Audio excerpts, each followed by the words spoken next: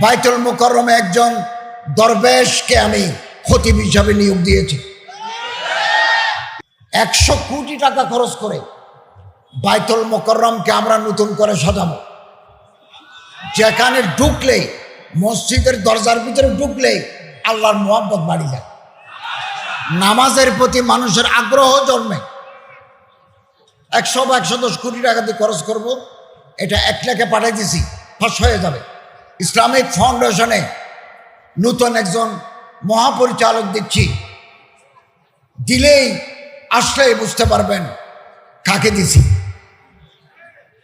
যিনি মুফতি, যিনি হাদিস পড়েছেন, তাকমিলে হাদিস করেছেন, যিনি LLB অনার্স LLM করেছেন, এরকম একজন ফাজল, এরকম একজন কাবেল ইসলামিক ফাউন্ডেশনে আমি ডাইরেক্ট মহাপরিচালক করতে যাচ্ছি।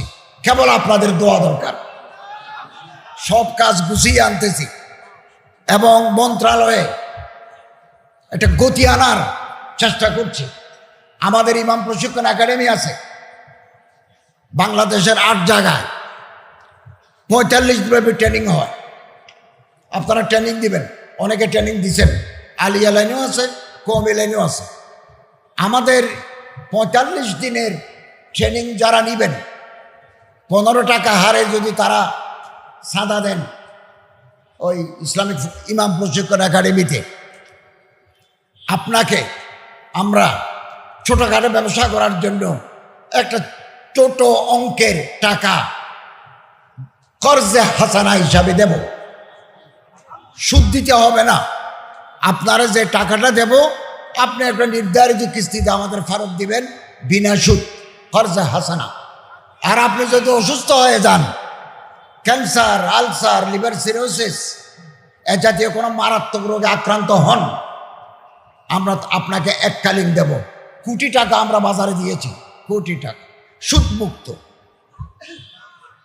এবং এই যে টাকা আগে আমরা দিতাম, এটার সংখ্যায় কম। আমরা আগামী মিটিংয়ে এই সংখ্যা আরো বাড়াবো। এবং আমাদের মসজিদ ভিত্তিক গণপাঠাগার আছে সারা বাংলাদেশে।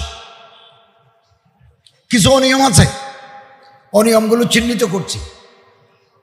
আমাদের মডেল মসজিদ আমরা তৈরি করব 560টা মডেল মসজিদ। এক একটা মসজিদ বানাতে আমাদের খরচ হয় 15 থেকে 19 কোটি। 350-এর মতো হয়ে গেছে। 50টা আমরা উদ্বোধন করাবো, আমাদের চিফ অ্যাডভাইজারের মাধ্যমে উদ্বোধন করাবো। বাকিগুলো আমরা তৈরি করছি। এগুলো টাকা দিয়ে আমরা তৈরি করে গৃহায়ন ও গণপূর্ত মন্ত্রণালয়। মাঝে মধ্যে একটু অনিয়ম হয়, ছাদ থেকে পানি পড়ে, ভালো করে এসি চলে না। আপনাদের এই নরসিংদী জেলায় প্রতিটি থানায় আমাদের একটা করে মডেল মসজিদ আছে। কোথাও যদি কোনো ত্রুটি বিচ্ছুতি থাকে, আপনারা আমাদের লিখুন, তদন্ত কমিটি গঠন করেছি, টিম এসে এগুলো দেখবেন, যারা দোষী তাদের বিরুদ্ধে ব্যবস্থা নেবেন। এভাবে বিভিন্ন সেক্টরে আমরা কাজ করে যাচ্ছি, বিভিন্ন সেক্টরে। এবং এই প্যাগোডা ভিত্তিক শিশু শিক্ষা, মন্দির ভিত্তিক শিশু শিক্ষা, গির্জা ভিত্তিক শিশু শিক্ষা, এগুলো চলছে। এগুলো সব আমার মন্ত্রণালয়ের অধীনে। আলহামদুলিল্লাহ, যেখানে যেটা করা দরকার আমরা সেখানে করছি। 100 কোটি টাকা খরচ করে বাইতুল মুকাররমকে আমরা নতুন করে সাজাবো। যেখানে ঢুকলেই, মসজিদের দরজার ভিতরে ঢুকলেই আল্লাহর মোহাব্বত বাড়ি যায়, নামাজের প্রতি মানুষের আগ্রহ জন্মে। 100 বা 110 কোটি টাকা দিয়ে খরচ করব, এটা 1 লাখে পাঠিয়ে দিছি, ফাঁস হয়ে যাবে। চট্টগ্রাম শাহী জামে মসজিদ বিল্ডিংগুলো অকেজো হয়ে যাচ্ছে। কুয়েত আমাদেরকে 100 কোটি টাকা দিয়েছে, 10 কোটি টাকা দিয়ে জানুয়ারি মাসে আমি উদ্বোধন করব। 10 কোটিতে হবে না, বাকি টাকা এদেশের জনগণ দেবে। কাজ করে যাচ্ছে, আপনাদের দোয়া চাই। আমাদের আল্লাহ না করুন, আল-আয়াজ বিল্লাহ, আল্লাহ না করুন, কোনো কারণে যদি গভর্নমেন্ট অন্তর্বর্তীকালীন সরকার ব্যর্থ হয়, এই জাতির উপরে কালো অন্ধকার নেমে আসবে। আমরা রাস্তা দেখতে পাবো না, রাস্তা হারিয়ে যাবে। আলেম ওলামা, পীর মাশায়েখ, জোয়ামা, নোকাফা, ওরাফা, এগুলো জাতির সম্পদ। এক একজন আলেম সমাজের আলোকবর্তিকা। এক একটা মাদ্রাসা নূরের মরকজ, এলমের মরকজ। আল ইলমু নূরুন, নূরের মরকজ। আমাদের যে কোনো মূল্যের বিনিময়ে এই মাদ্রাসা, এই মসজিদ, এই খানাকা, এই হেফজখানা আমাদের টিকিয়ে রাখতে হবে।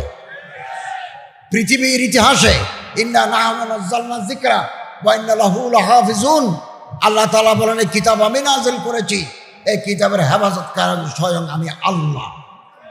সোভিয়েত ইউনিয়নে 70 বছর কোরআনের তালিম দিতে দেয় নাই বলশেভিক আন্দোলনের নেতারা, গর্বাচব, ওনারা দেন নাই।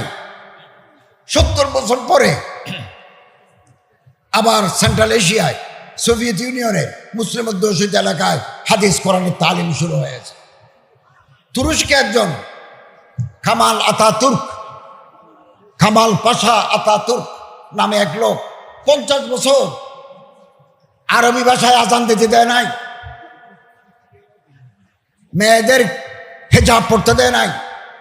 আগে তুরস্কের ভাষা ছিল আবজাদ হাওয়াস, আলিফবা তাসা। উনি করেছিলেন রোমান, ABCD, এবং মসজিদ আল ফাতেকে বানিয়েছিল জাদুঘর। আলহামদুলিল্লাহ, ওখানে একজন ভালো শাসক আছেন, এরদোগানের যিনি পীর, উনি শেখ মাহমুদ আফিন্দি, ওনাকে তুরস্কের শেখুল হিন্দ বলা হয়। উনি এসে দেশ আবাদ করে দিয়েছেন। বিপদ আসবে, 50 বছর মানুষকে অপেক্ষা করতে হয়েছে।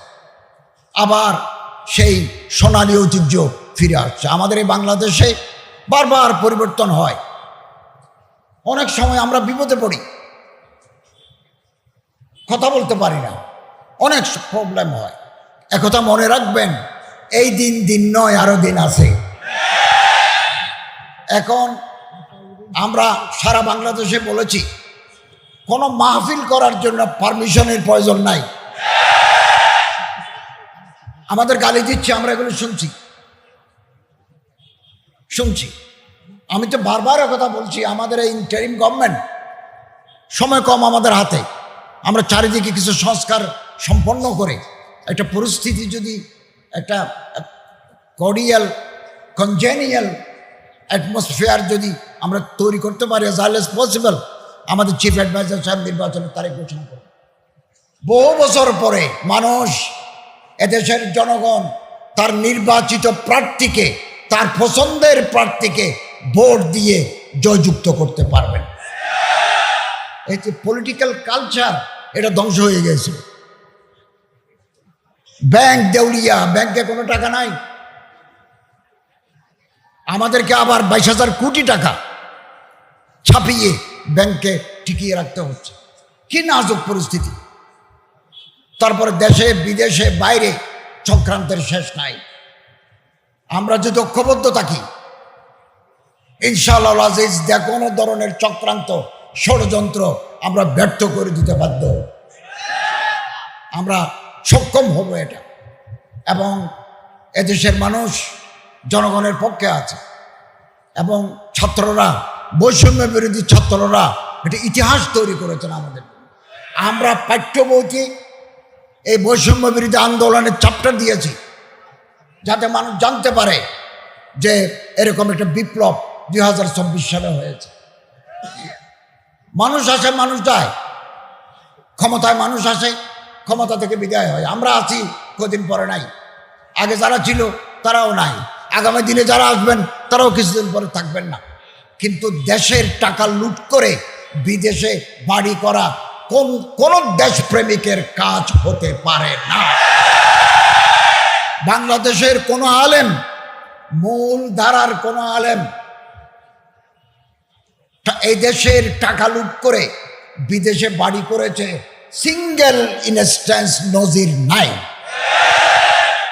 এবং আলেম ওলামারা সারাটি জীবন মানুষের চরিত্র সংশোধন, মানুষের মধ্যে আখলাকে হামিদা, চরিত্রের গুড ভার্চুস ভালো গুণাবলী মানুষের মধ্যে যাতে জাগ্রত হয়, সে মেহনত করে গেছে। এবং আখলাকে রজিলা, মানুষের চরিত্রের বিরুদ্ধে খারাপ অভ্যাস আছে, এগুলোকে দূর করার জন্য ওনারা মেহনত করে যাচ্ছে। আমি ফাউন্ডেশনের মাধ্যমে আমরা সিলেট, মৌলভীবাজার, সুনামগঞ্জের মতো 8টা জেলায় হাওড় অঞ্চলে, হাওড় মানে যেখানে পানি আছে, হাওড় অঞ্চলে জীবন মান উন্নয়ন ও জীববৈচিত্র্য সংরক্ষণ একটা প্রকল্প আছে, যে অকারণে মাছ মারা, কারণে কাঁকড়া নষ্ট করে দেওয়া অথবা গাছ কাটা অকারণে, প্রয়োজনে কাটবে, এগুলোকে আমরা উদ্বুদ্ধ করছি, জনগণকে উদ্বুদ্ধ করছি। বহুমুখী কাজ আমাদের রয়েছে, আমরা কাজ করে যাচ্ছি। আপনাদের পরামর্শ চাই, সহযোগিতা চাই এবং আপনাদের দোয়া চাই, আল্লাহ তাআলার রহমত চাই ইনশাআল্লাহ আজিজ। আমরা যদি ঐক্যবদ্ধ থাকি, একতলাপ থাক না, আপনি এক মাদ্রাসার ছাত্র, আমি আরেক মাদ্রাসা, আপনি এক পীর সাহেবের মুরিদ, আমি এক পীর সাহেবের মুরিদ, আপনি একটা তরিকা মানেন, আমি আর এক তরিকা মানি, আপনি আমিন বিল জাহের বলেন, আমি আমিন বিসরি করি, থাকুক না একতলাপ। কিন্তু জাতি, মিল্লত, দ্বীনের স্বার্থে আমাদের কমন এনিমির বিরুদ্ধে কালেমায়ে তাইয়্যিবার তলে আমরা সবাই এক এক এক থাকবো ইনশাআল্লাহ। আল্লাহ তাআলা আমাদের তৌফিক এনায়েত করুন, আমিন। ওয়া আখিরু দাওয়ানা আলহামদুলিল্লাহি রাব্বিল আলামিন।